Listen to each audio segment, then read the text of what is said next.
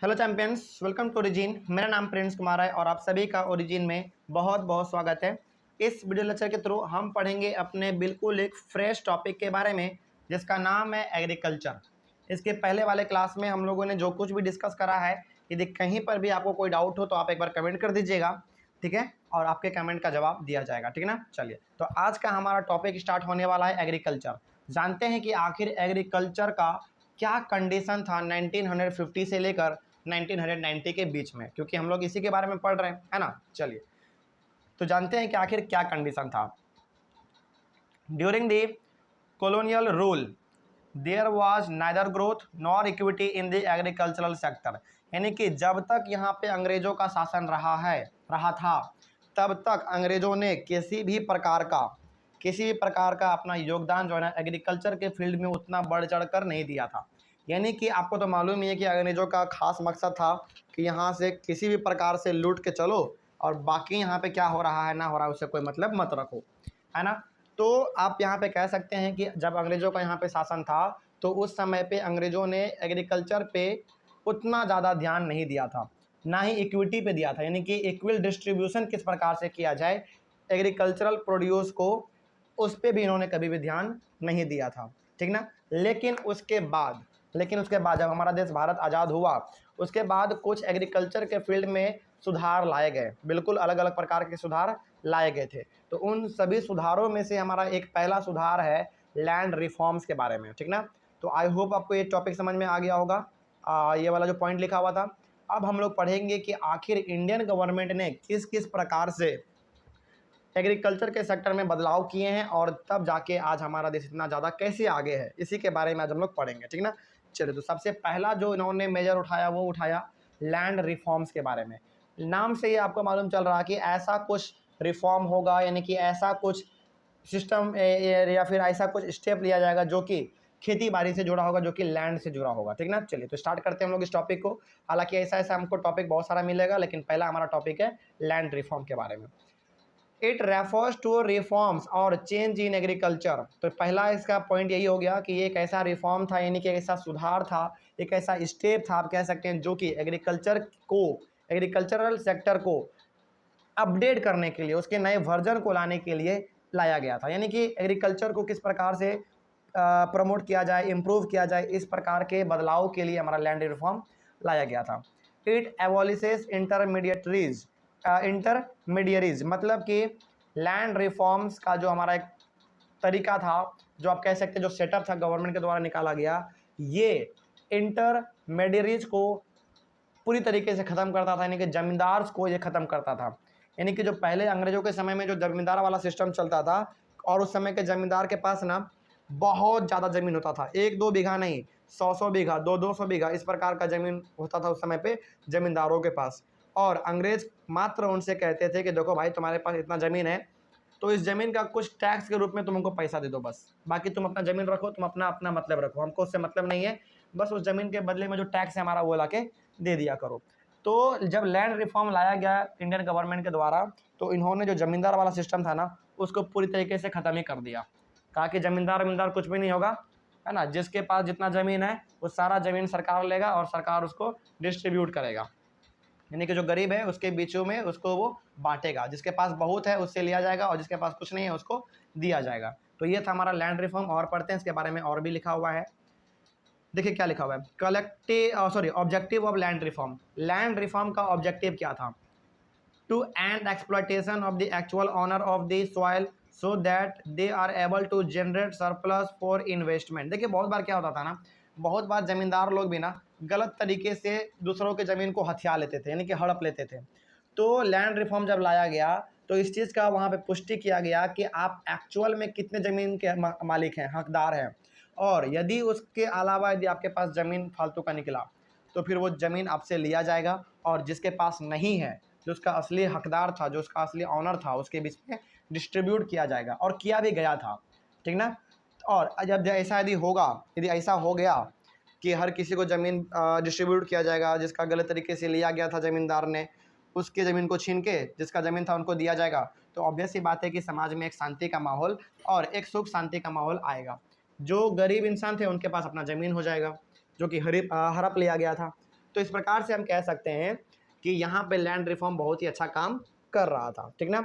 उसके बाद आप जब पढ़ेंगे ना इसको तो आपको मिलेगा एक लैंड सीलिंग के बारे में। क्या है लैंड सीलिंग, देखिए, it was another policy to promote equality in the agricultural sector. कुछ नहीं है लैंड सीलिंग, लैंड सीलिंग एक हमारा एक और पॉलिसी था जो कि एग्रीकल्चरल सेक्टर में इक्वालिटी क्रिएट करता था। यानी कि जिसके पास बहुत ज़मीन है, फालतू का है, और यदि वो गलत तरीके से लिया हुआ है तो उससे लेना है ज़मीन, और जिसके पास नहीं है उसको देना है। इस प्रकार से यानी कि इक्वालिटी क्रिएट करना है, ठीक ना। तो लैंड सीलिंग हमारा एक दूसरा पॉलिसी था एग्रीकल्चर के सेक्टर में, जिसका मकसद था इक्वालिटी क्रिएट करना एग्रीकल्चर के सेक्टर में, सब कोई आपस में बराबर हो। उसके बाद objective of land ceiling, land ceiling का ऑब्जेक्टिव क्या था? The main objective of land ceiling was to reduce the concentration of land ownership in a few hands. Land ceiling का सबसे बड़ा ऑब्जेक्टिव ये था कि जिसके पास ज़्यादा ज़मीन है, जिसके पास ज़्यादा ज़मीन है उससे ज़मीन लेना है, और जिसके पास ज़मीन कम है उसको ज़मीन देना है, चाहे कम पैसे में दीजिए या फिर मुफ्त में दीजिए। तो ये था हमारा लैंड सीलिंग का ऑब्जेक्टिव, ऐसा किया भी गया था, ठीक ना।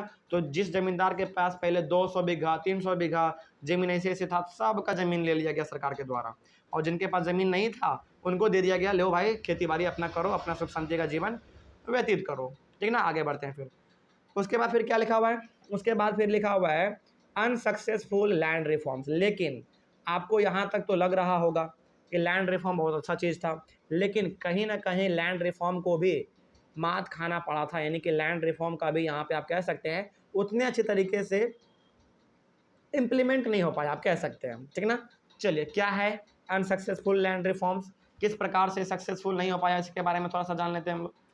In some areas, the zamindars continued to own large areas of land by making use of some loopholes in the legislation. अब क्या होता था, देखिए, लैंड रिफॉर्म्स के तहत और लैंड सीलिंग के तहत यदि आपके पास ज़्यादा ज़मीन है तो आपके ज़मीन को लिया जाएगा और उसको बांटा जाएगा जिनके पास की ज़मीन नहीं है।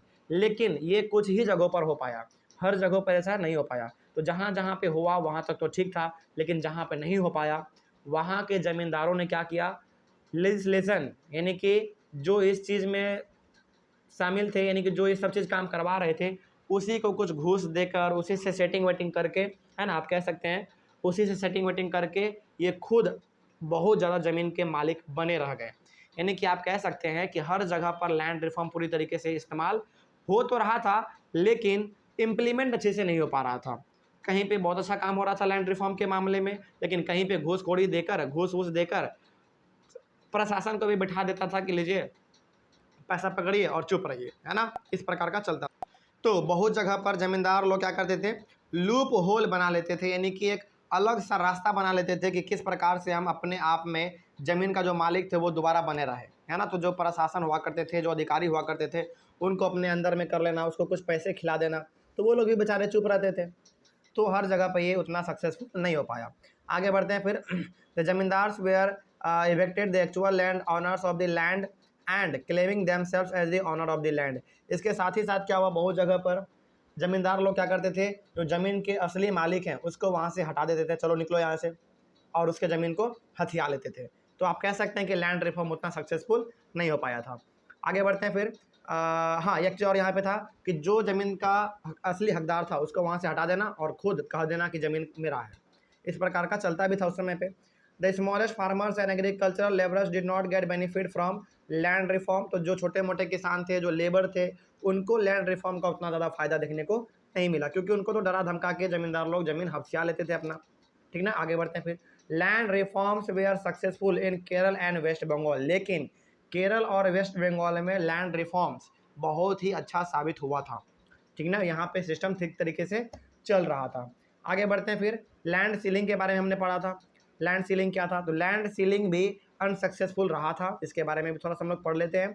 The big landlords registered there lands in name of close relatives for escaping from the legislation.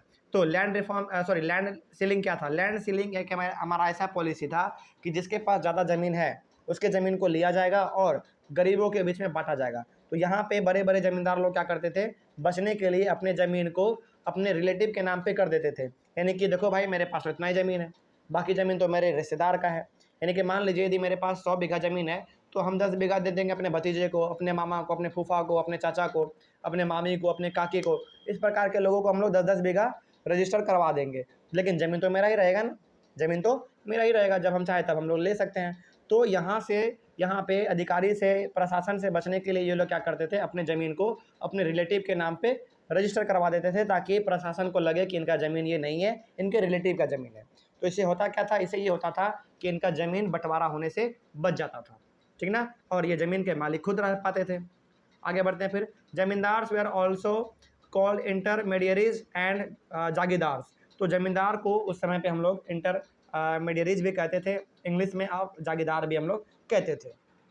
और बहुत जगह पे आज भी जागीरदार कहा जाता है ना। इंटरमीडियरीज तो हमारा हो गया छोटा सा एक इंग्लिश टर्म, लेकिन जागीरदार आज हम लोग कहते हैं, बहुत जगहों पर, अलग अलग जगहों पर कहते हैं, ठीक ना। और आप कहाँ से बिलोंग करते हैं, वहाँ पे जमींदार ही कहा जाता है या फिर जागीरदार कहा जाता है, आप कमेंट करके जरूर बताएंगे, ठीक ना। चलिए, आपके कमेंट का इंतजार रहेगा। आगे बढ़ते हैं फिर। The low productivity of the agricultural sector forced India to import food from the United States of America. और उस समय पे ये स्थिति बन चुका था कि एग्रीकल्चरल, यानी कि जो एग्रीकल्चर हमारा जो था, जो खेती बाड़ी था, वो ज़्यादातर किसके अंडर में था, ज़मींदारों के अंडर में था। और ज़मींदार अकेला तो हर जगह, हर बीघे पे खेती नहीं कर सकता, यानी कि उसके पास 100 बीघा ज़मीन है तो वो 100 बीघा पे तो खेती नहीं कर पाएगा। और वो यदि किसी को देगा तो उसके बदले में वो क्या डिमांड करेगा, बदले में वो रेंट डिमांड करेगा, जो कि हर इंसान रेंट दे नहीं पाता था। इसके कारण बहुत बड़े पैमाने पे ज़मीन जो है ना वो बंजर ही रहता था, यानी कि उस पर खेती बाड़ी नहीं होता था। न ज़मींदार देते भी थे और कोई लेता भी नहीं था, क्योंकि उनको मालूम है कि ज़मीन लेंगे तो रेंट देना पड़ेगा, और पता नहीं फसल ख़राब हो कि अच्छा हो, रेंट पूरे ना पूरे, लेकिन ज़मींदार तो अपना रेंट लेकर रहेगा, मार पीट के जैसे भी। तो इसके कारण क्या हुआ, ज़मींदार के पास ज़्यादा ज़मीन होने के कारण ना उस पर खेती हो पाया, ना ही वो किसी को दे पाया। इसके कारण हमारे इंडिया में जो एग्रीकल्चरल सेक्टर में जो फूड का जो था वो सप्लाई वो कम हो गया। इसके लिए हमको यूनाइटेड स्टेट ऑफ अमेरिका से फूड इंपोर्ट करना पड़ा था, है ना। हम लोग उस समय पे इंपोर्ट करते थे, लेकिन आज हालात बहुत ही सही है, हम लोग खुद बाकी कंट्रियों को सप्लाई करते हैं। आज हम लोग लेते नहीं हैं बल्कि देते हैं, ठीक ना। चलिए, आई होप आपको ये लैंड रिफॉर्म टॉपिक समझ में आ गया होगा। उसके बाद फिर हम लोग पढ़ेंगे अपना एक बहुत ही इंपॉर्टेंट और बहुत ही खास टॉपिक, ग्रीन रेवोल्यूशन के बारे में, ठीक ना। चलिए, thank you very much and have a nice day, और मिलते हैं हम लोग अपने नेक्स्ट क्लास में ग्रीन रेवोल्यूशन के साथ। Thank you.